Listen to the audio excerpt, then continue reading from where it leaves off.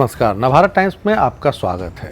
आज हम चर्चा करते हैं नीतीश कुमार के उस बवाली बयान की जिस पर हर तरफ चर्चा हो रही है बिहार में और देश में। दरअसल नीतीश कुमार निराश चल रहे हैं। कारण तो कई हैं, लेकिन एक बात पर हंगामा मचा हुआ है। बिहार में आबादी की रफ्तार कैसे रोकी जाए, इसको लेकर अब वो समाधान यात्रा पर निकले हैं, तो लिहाजा उन्होंने सोचा कि इसका कुछ समाधान हम बताएं। लेकिन ये इस बताने के दौरान उन्होंने कुछ उटपटांग बात कह दी है, या यूँ कहिए कि संवाद में चूक हो गई होगी। उन्होंने कहा कि मर्द तो रोज़ रोज़ बोलता है, अगर महिला पढ़ी लिखी रहती है तो उसको सब चीज़ का ज्ञान रहता है। तब अब पूरा बयान क्या है ये आप भी सुन लीजिए, क्योंकि टुकड़ों में सुनने से फ़ायदा नहीं है।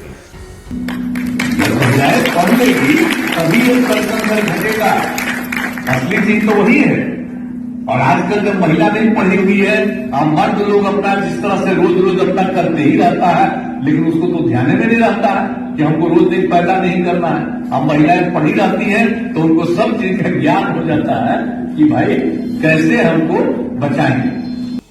मुख्यमंत्री पोशाक योजना, साइकिल योजना, कस्तूरबा स्कूल योजना, ग्रेजुएशन के लिए 50,000 रुपए की नगद सहायता जैसे कार्यक्रमों के बावजूद नीतीश कुमार 17 साल की सरकार में राष्ट्रीय औसत को छू क्यों नहीं पाए। आपने ये बयान उनका सुना तो उनसे ये सवाल किया जाना चाहिए। 1991 में बिहार की आबादी 1981 के मुकाबले 23.38% बढ़ी, 2001 में 28% बढ़ी, और इस बीच लालू प्रसाद यादव भी 9 बच्चों के पिता बन गए। लेकिन नीतीश के आने के बाद भी इस रफ्तार पर कोई खास ब्रेक लगता हुआ दिखाई देता नहीं है। 2011 में ये 25.5% की दर से आबादी बिहार की बढ़ी है, यानी 2001 से भी ज़्यादा। और अब तो हम महाराष्ट्र को पीछे छोड़कर उत्तर प्रदेश के बाद देश की दूसरी सबसे बड़ी आबादी वाला प्रदेश बन चुके हैं। 2011 की रफ्तार बड़े राज्यों में सबसे तेज थी, जबकि नीतीश कुमार आधी आबादी के सीएम माने जाते हैं। माना जाता है कि महिलाओं के लिए जो उनके कार्यक्रम थे उससे वो आधी आबादी के सीएम बन गए। लेकिन आंकड़ों पर नीतीश कुमार को तौलते हैं। 2018-19 में 24,03,526 बच्चों ने पहली क्लास में दाखिला लिया, लेकिन 10वीं पहुंचते पहुंचते सिर्फ 15,37,000 बच्चे ही दाखिला ले पाए। और अगर 12वीं की बात करें तो ये घटकर 6,31,000 रह गई। माना हमारे जैसे युवा कैंपस में क्राइम और ग्रेजुएशन की 5 वर्षीय योजना के डर से दिल्ली भाग आए, पर कितने बच्चे ऐसे होंगे जो ये खर्च उठा सकते हैं। इसलिए ये नहीं कहा जा सकता कि बिहार से बच्चे 12वीं में कहीं और पढ़ रहे हैं। नहीं, वो स्कूल नहीं जा रहे हैं। और जब बात लड़कियों की आती है तो डेटा और बिगड़ जाता है। 2018-19 में 11,52,680 लड़कियों ने पहली क्लास में दाखिला लिया, पर सिर्फ 3 लाख लड़कियां 12वीं में पहुंची। नेशनल स्टैटिस्टिकल रिपोर्ट के मुताबिक बिहार में ड्रॉप आउट रेट 30.5% रही, यानी नीतीश कुमार के खोखले दावों के बीच 100 में 30 बच्चियां पढ़ाई छोड़ रही हैं। जो बच्चे हैं वो शिक्षा मित्रों की अयोग्यता के सहारे क्या मुकाम हासिल करेंगे, कहना मुश्किल है। कम से कम लालू राज में 2 बार प्रतियोगी परीक्षाओं के जरिए शिक्षकों की भर्तियां हुई थी 90s में। लेकिन नीतीश कुमार ने वोट बैंक की पॉलिटिक्स के चलते 3 लाख से ज़्यादा टीचर्स डायरेक्ट बहाल कर दिए, जिसमें पंचायती राज व्यवस्था का इस्तेमाल हुआ और रोजगार देने के नाम पर ये सारा खेल चला, जिससे एक पूरी की पूरी पीढ़ी प्राथमिक शिक्षा के मामले में बहुत बदतर हालत में है। नेशनल फैमिली हेल्थ सर्वे को देखें तो बिहार की 61% लड़कियां स्कूल जाती हैं, लेकिन 29% 10 साल की स्कूलिंग पूरी कर पाती हैं, मतलब मैट्रिक या 9वीं तक की पढ़ाई वो कर पाती हैं।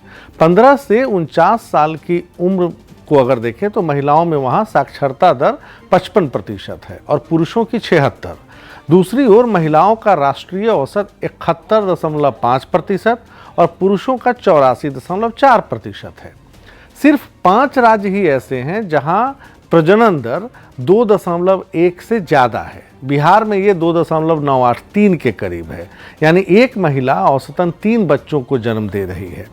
बिहार के बाद मेघालय, यूपी, झारखंड और मणिपुर है।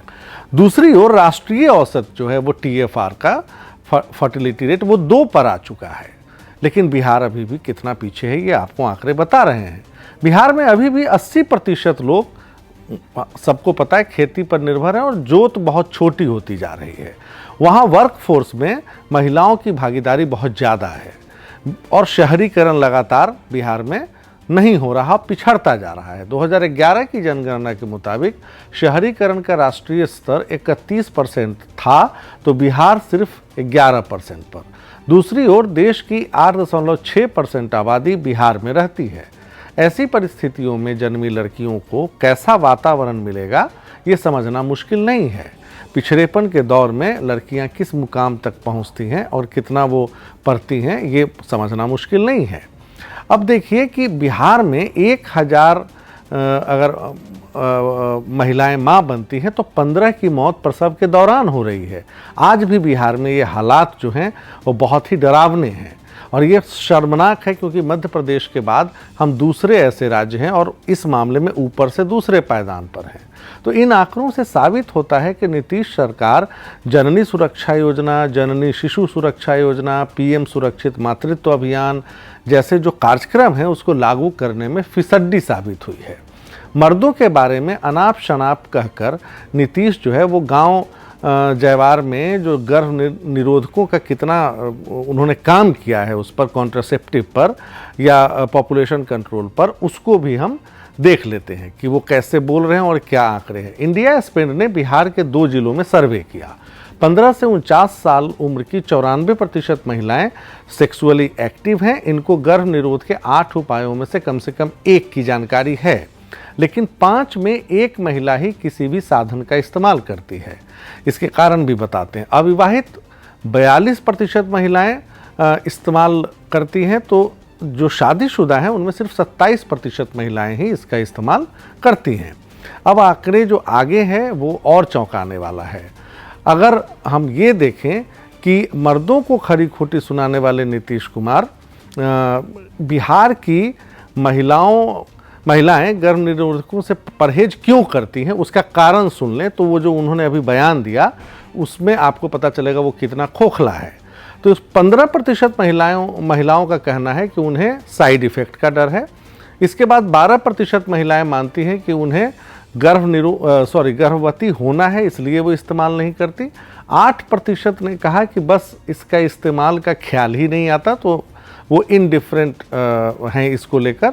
और सिर्फ 7% महिलाओं ने बताया कि उनका पति इसका विरोध करता है।